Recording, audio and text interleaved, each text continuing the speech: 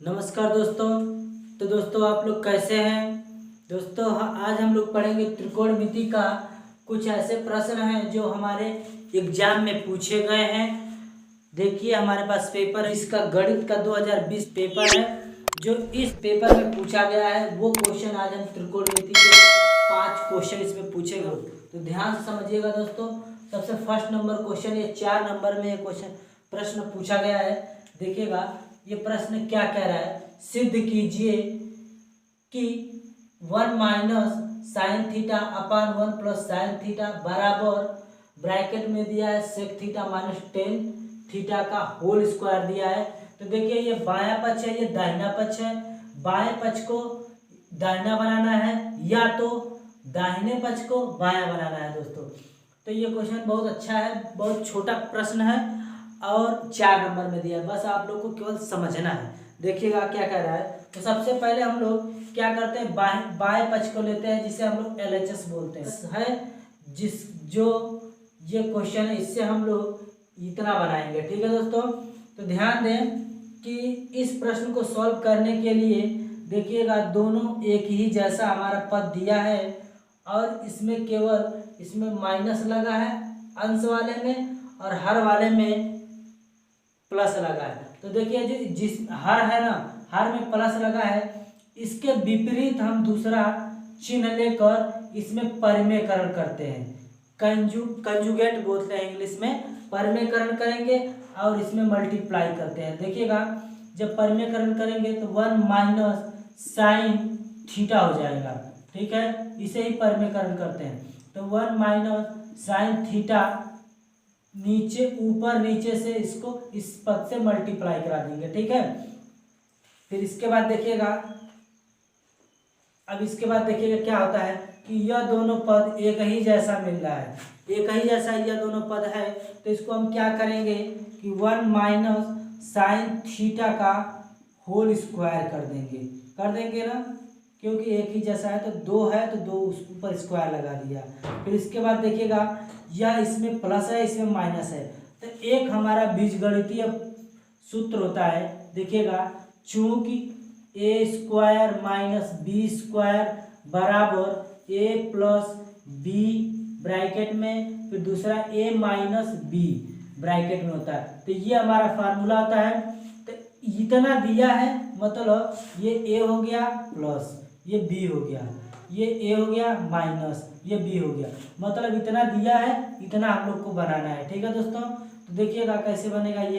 तो हम लिखेंगे 1 का square minus sine square theta हो जाएगा, ठीक है। साइन का स्क्वायर प्लस थीटा एंगल। इतना बात ध्यान देना, एंगल जो होता है ना, थीटा जो दिया एंगल का कभी स्क्वायर नहीं होता है, ठीक है। तो देखिए एक का स्क्वायर एक ही होता है, ठीक है। इतना बात समझ में आ गया।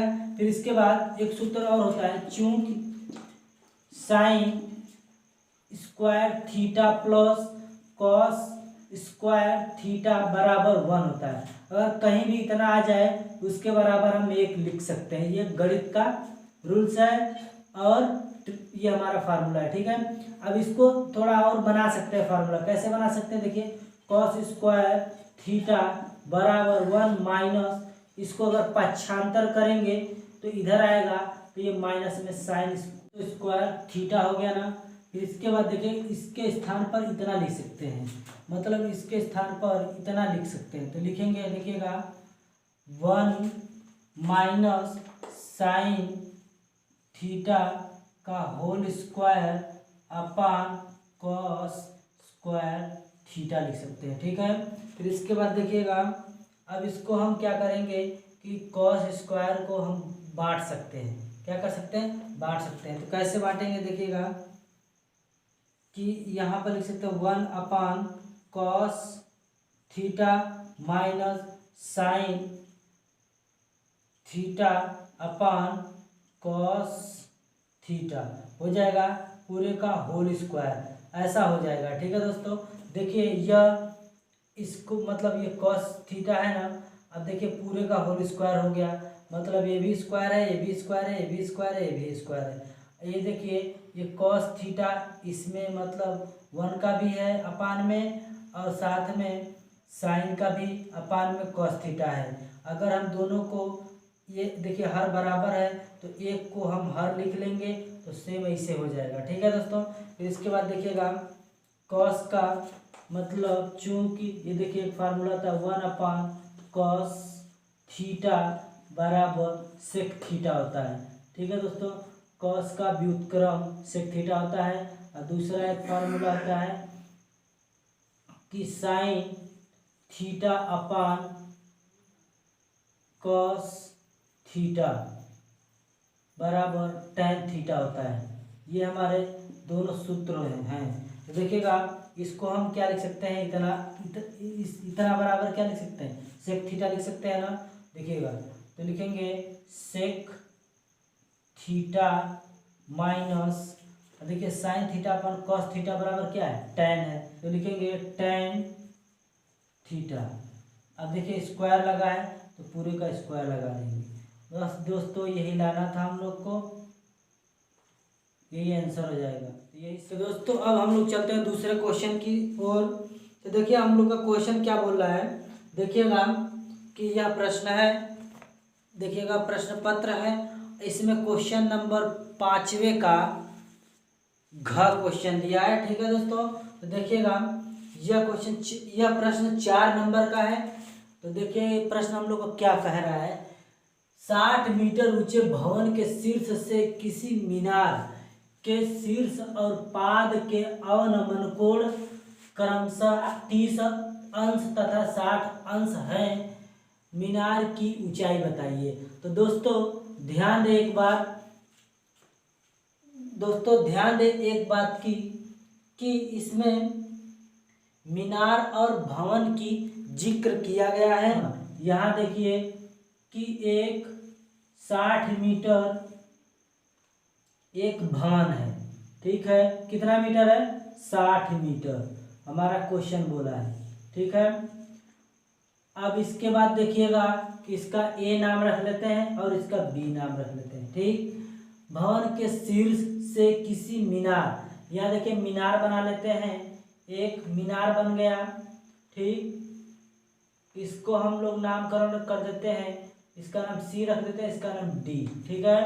अब देखिए कि ऊंचे भवन के शीर्ष से मीनार, किसी मीनार के शीर्ष और पाद के अवनमन कोण क्रमशः 30 अंश तथा 60 अंश। अवनमन कोण दोस्तों उसे कहते हैं जैसे कि किसी भी वस्तु को, अगर ऊपर से हम किसी वस्तु को नीचे की तरफ देखते हैं तो हमारे नेत्र से उस वस्तु का जो एंगल बनता है, कोण बनता है, उसे अवनमन कोण कहते हैं।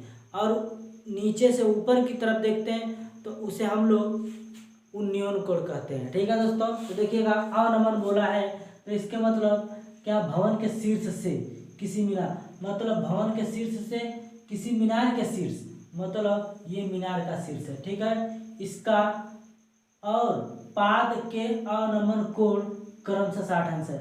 ये देखिए पाद मतलब ये मीनार के पाद से, ठीक है, भवन के शीर्ष से अब मीनार के पाद का अवनमन कोण। ठीक है, ये हमारा क्वेश्चन बोला है।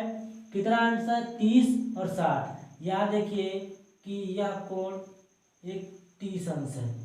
कितना बोला है, 30 अंश।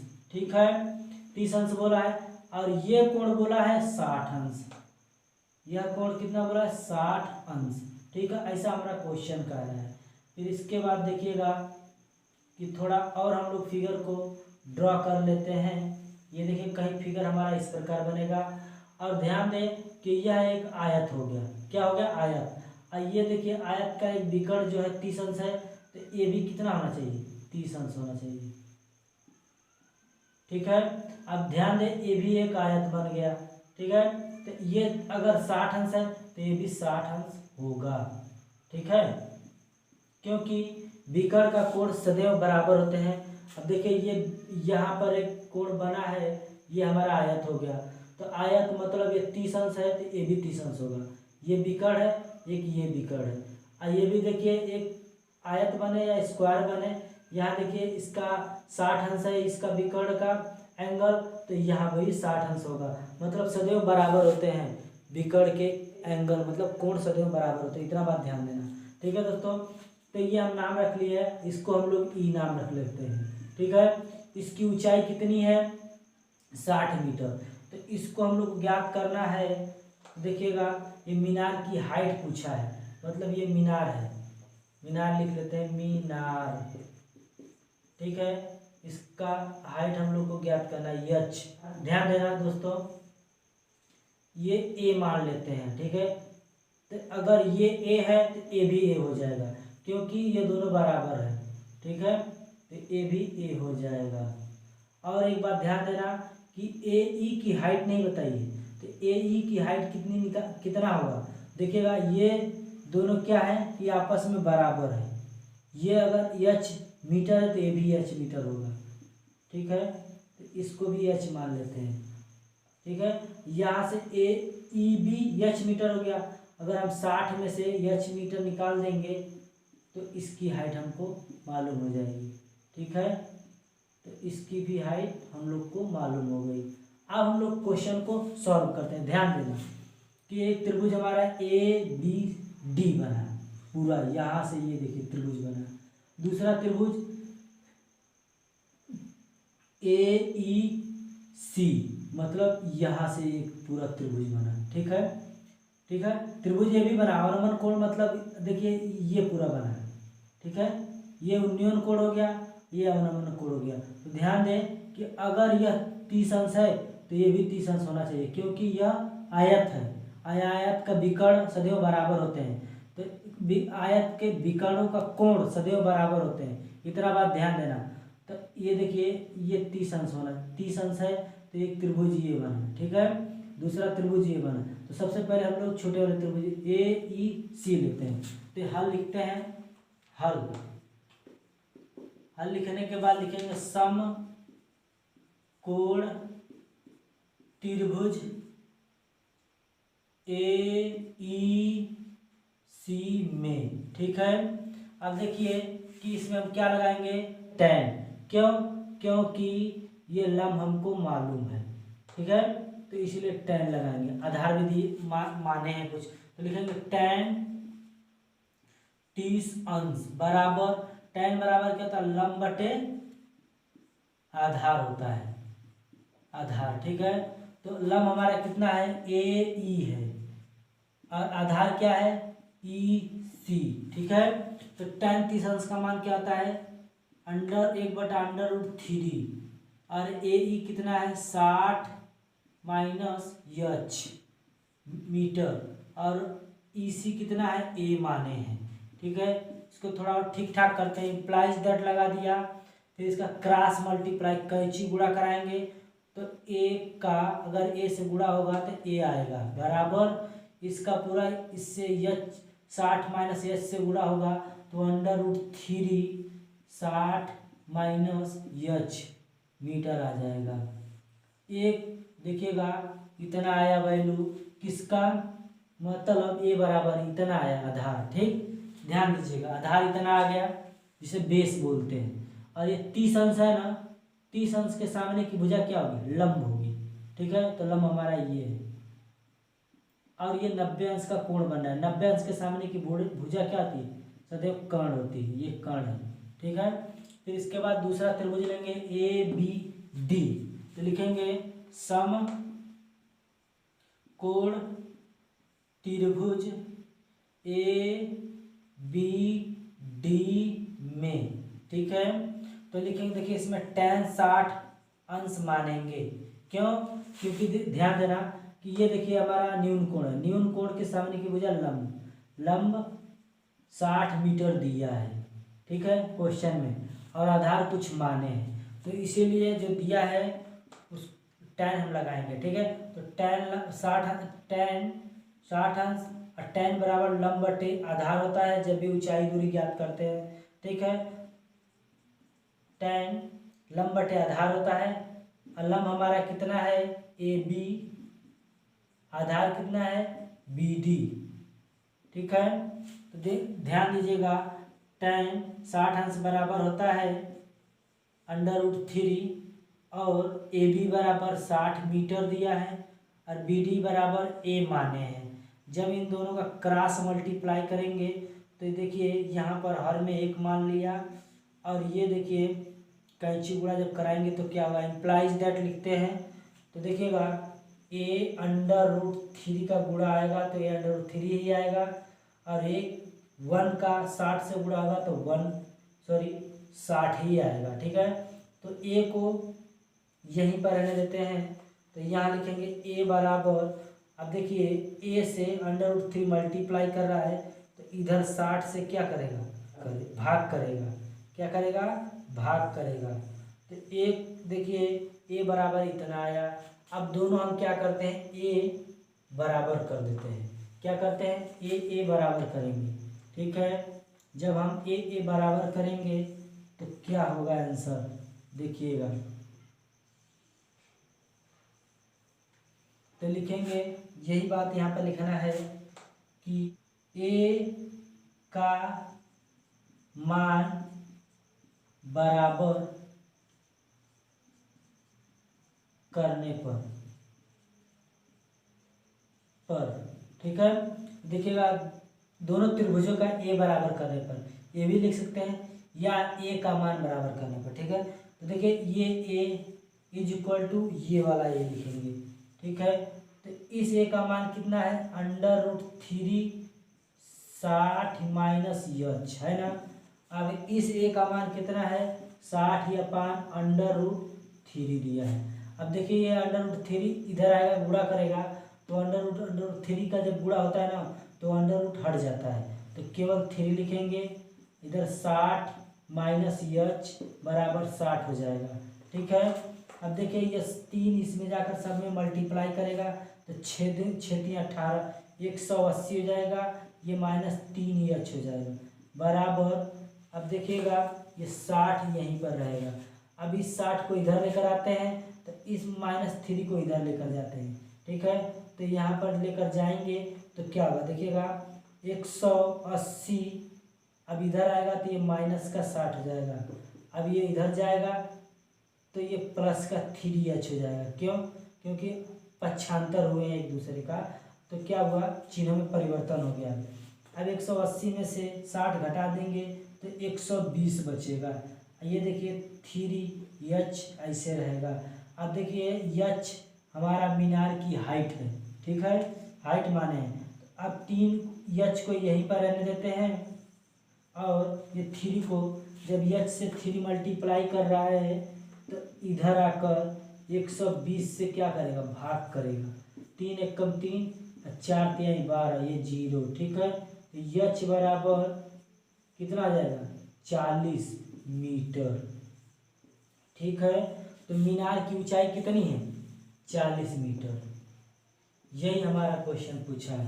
तो दोस्तों यह प्रश्न इतना ही लगाना था। ये 4 नंबर में प्रश्न पूछा है। ये 4 नंबर आप लोग ऐसे लगाएंगे तो 4 नंबर फुल मिलेगा। ठीक है दोस्तों, तो उम्मीद करता हूँ कि यहाँ तक आप लोग को अच्छी तरीके से समझ में आ गया होगा। तो दूसरा क्वेश्चन हम लोग स्टार्ट करते हैं। तो दोस्तों अब हमारा क्वेश्चन लास्ट यही 2 बचा है, और एक क्वेश्चन और है जो हम पिछले वीडियो में बता दिए हैं। वह क्वेश्चन 2 नंबर में आया है, ये 1 नंबर में आया है।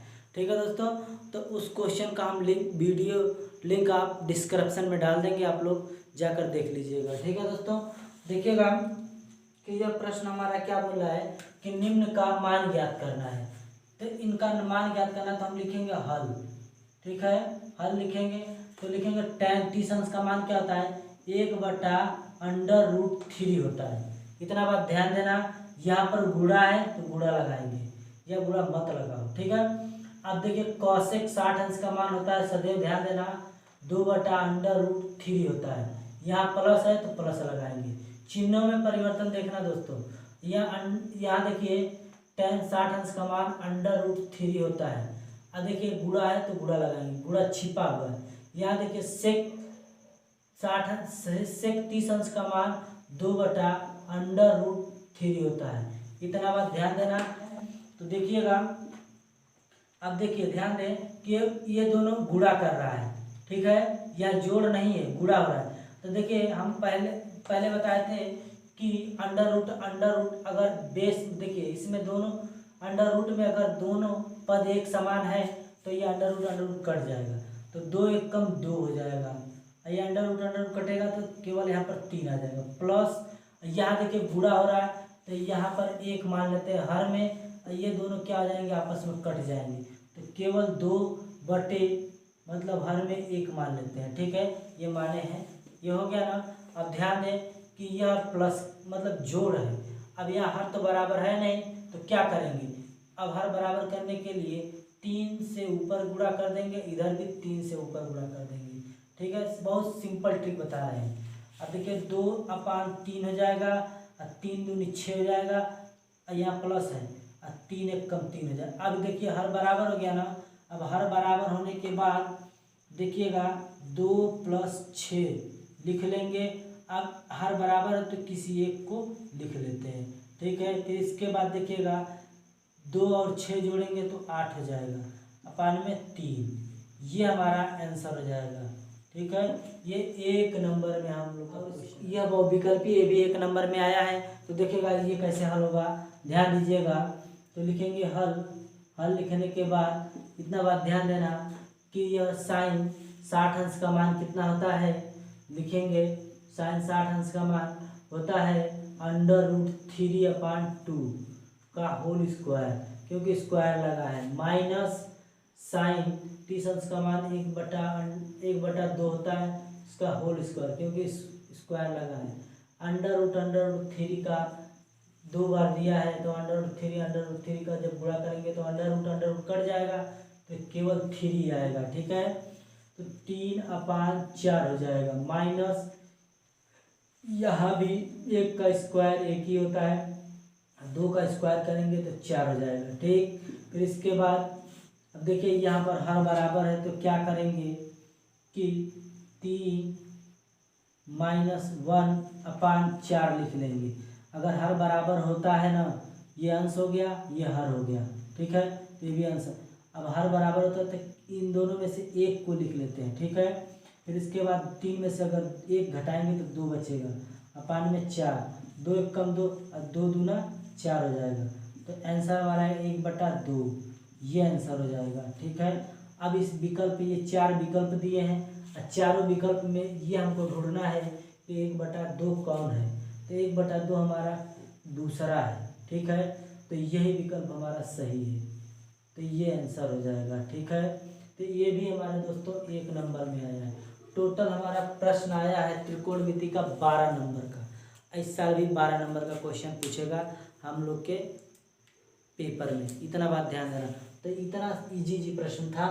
तो दोस्तों उम्मीद करता हूँ बहुत अच्छी तरीका समझ में आ गया होगा। अगर आप लोग को समझ में आ गया हो तो प्लीज़ हमारे चैनल को सब्सक्राइब करें और कमेंट करें, जिससे हम अगला चैप्टर पेपर का लेकर आए। ठीक है दोस्तों, तो फिर मिलते हैं अगले वीडियो में, तब तक के लिए धन्यवाद।